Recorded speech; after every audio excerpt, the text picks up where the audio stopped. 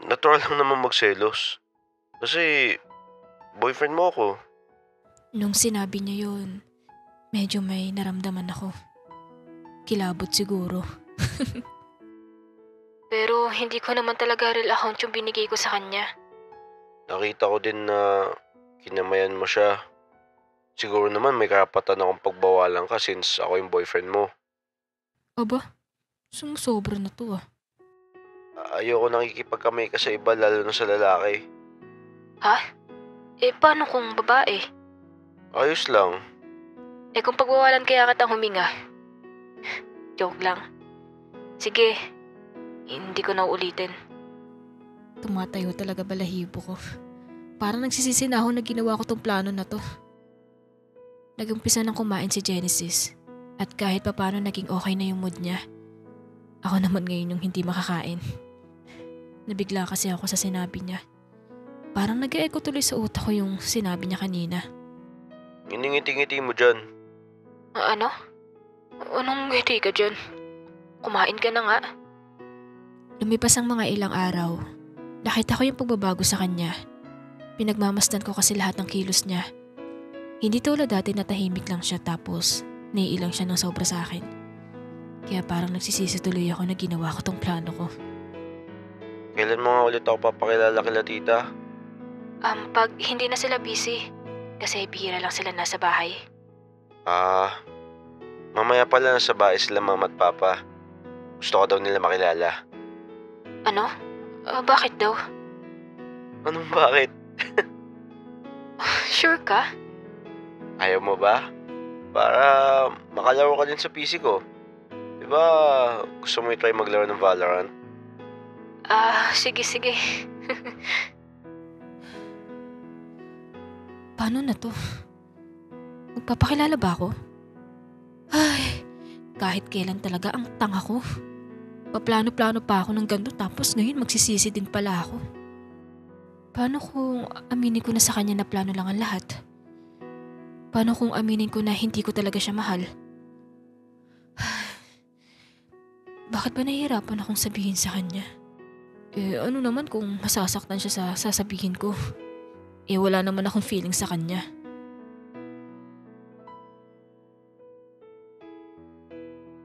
Tulad nga ng sabi niya, sumama ako sa kanya kasi papakilala niya daw ako sa magulang niya.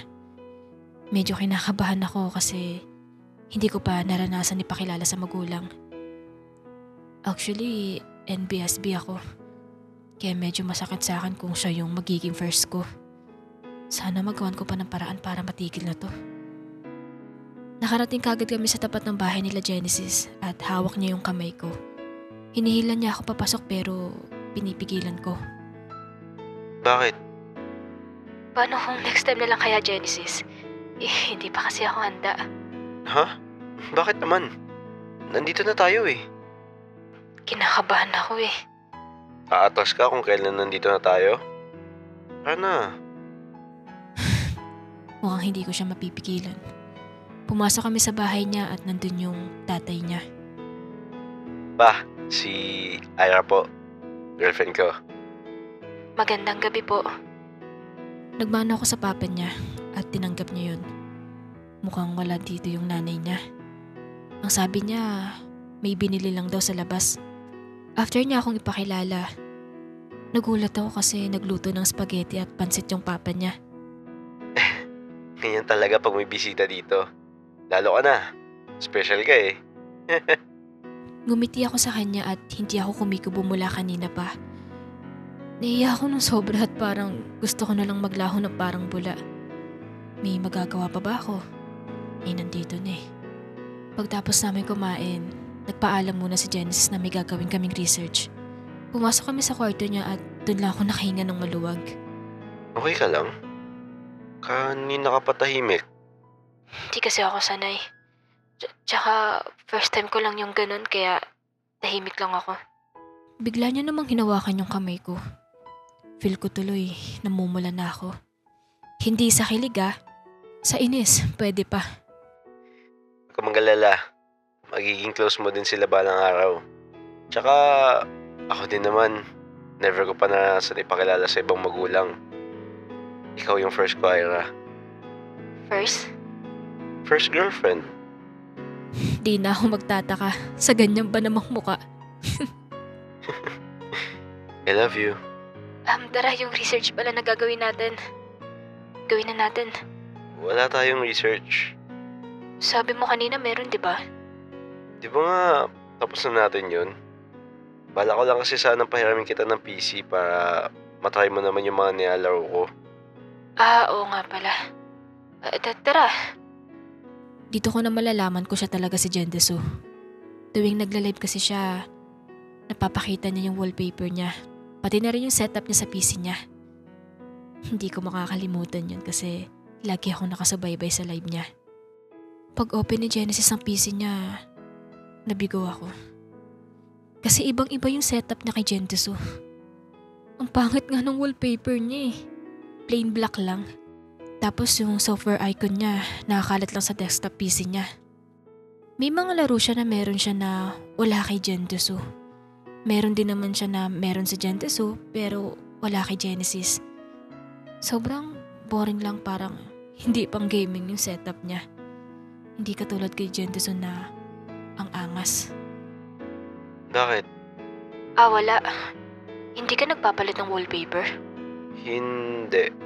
Sinasadya ko yung black para hindi masyadong maliwanag. Okay. Naglaro ako sa PC niya. Madami siyang pinatry sa akin na hindi ko pa nalalaro sa phone ko at laptop ko. Ang sabi niya kasi, hindi daw kakayanin ng laptop ko yung ibang laro sa PC. After noon, hinatid na ako ni Genesis. Sana lang talaga hindi niya mapansin na may tao sa bahay. Baka ipilit niya na ipakilala ko talaga siya.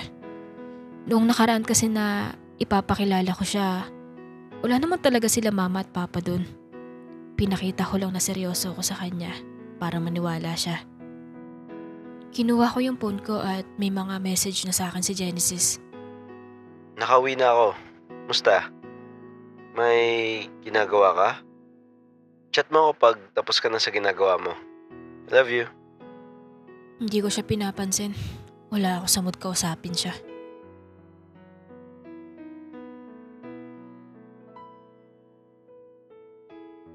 Siguro tulog na siya. Nag-open ako ng ML ko para makasiguradong tulog na nga siya. Pero naka-online siya doon. Gamit ko yung account ni Jendesu nang i-message ko siya. Hi. Musta? Sana hindi siya mag-reply. Yan yung kanina ko pa iniisip sa utak ko habang inaantay yung response niya. Hello. Sorry, naulang. Eto okay lang, medyo pagod sa biyahe. Ganun. Kakauwi mo lang? Oo eh. Nakakalungkot lang na hindi siya nag-reply sa akin. Pero kay Jendesu, wala pang 5 minuto nagawa niya na kagad mag-reply. Hindi ko naman magawang magalit kasi ako din naman yun eh. Pero syempre, meron pa din naman sa loob ko yung kirot. In-invite ko siya para mas madali ko siya makausap. Nag-open kagad siya ng mic pagka-accept niya sa akin. Kuya Jen, kailan ako makapag-voice sa story mo? After nitong story ko. Itatapos ko lang yung story ko ngayon. Okay. Willing to wait naman. Hindi na kami nakapaglaro that time.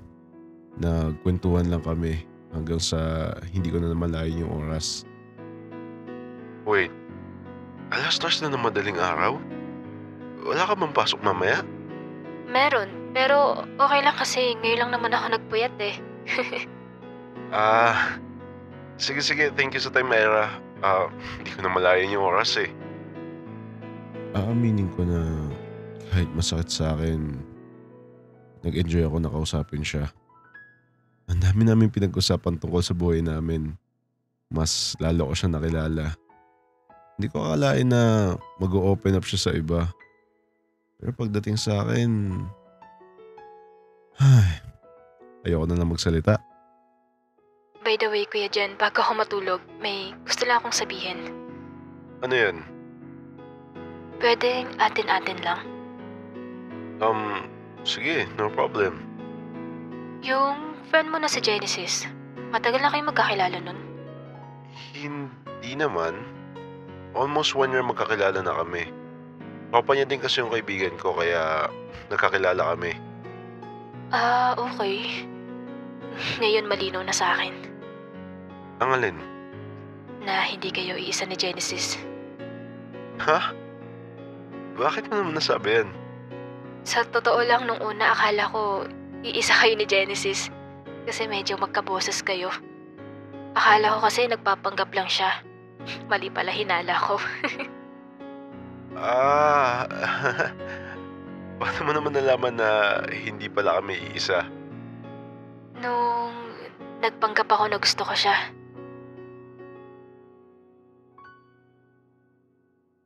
Gusto mo ba makita yung next part?